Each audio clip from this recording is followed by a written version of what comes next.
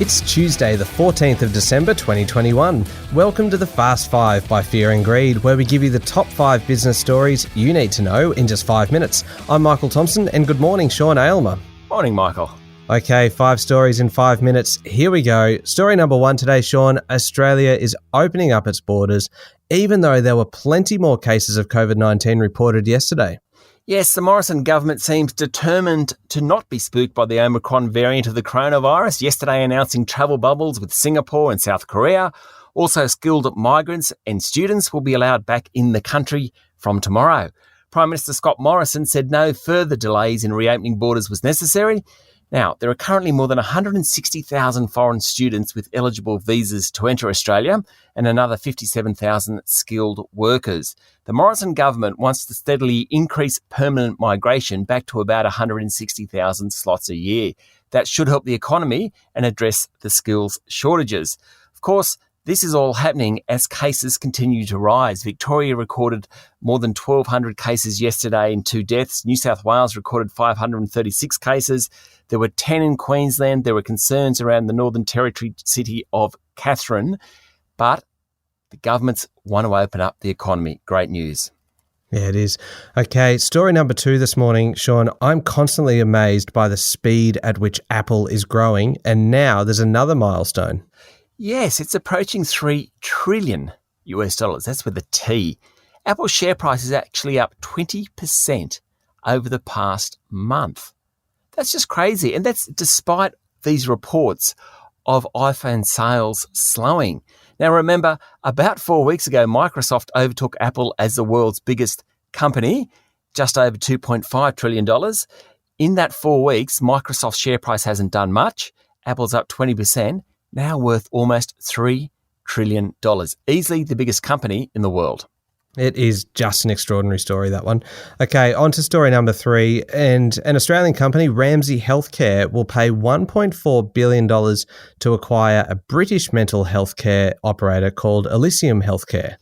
Yes, it will push the Australian hospital group further into the United Kingdom National Health Service, as well as expand its offerings in mental health services, which unfortunately is a growing part of the health sector, particularly post-pandemic.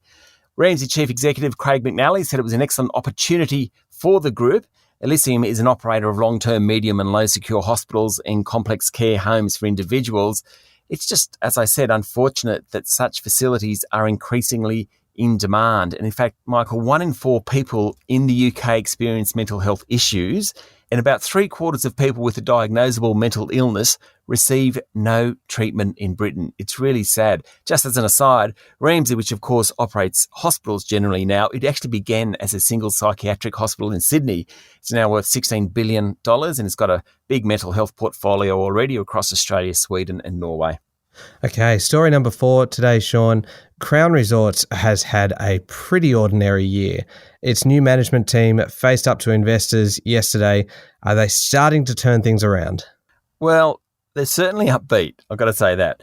The new management team, led by Steve McCann, who used to run Lead Lease, said the gaming giant's performance was getting back on track and it's successfully working with state gambling regulators. It hopes to open the Sydney casino early next year, though it didn't exactly say when.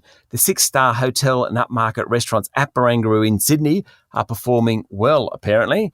Now, Crown said it may expand gaming facilities in coming years, and it has changed how it deals with wealthy customers, particularly those ones who can't account for their money. Mr. McCann said the current takeover bid from Blackstone of $12.50 a share didn't recognise the value inherent in the operations. Maybe, but the fate of that deal lies squarely with 37% shareholder James Packer. Okay, last story this morning, Sean, and you tipped this one the other day as one to watch. It is about the shortage of an additive to diesel that could see Australia hit by a pretty significant supply issue not long after Christmas. What's the latest?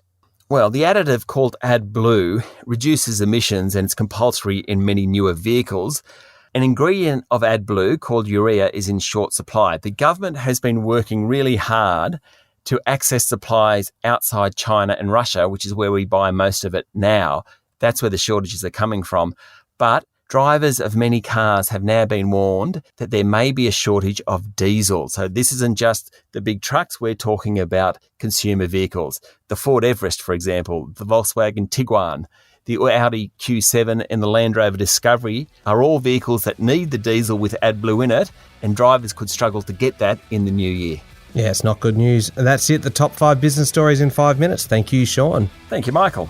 It's Tuesday, the 14th of December 2021. Remember to hit follow on the podcast, and if 5 minutes isn't quite enough for you, then you can find our longer daily podcast called Fear and Greed on your podcast platform.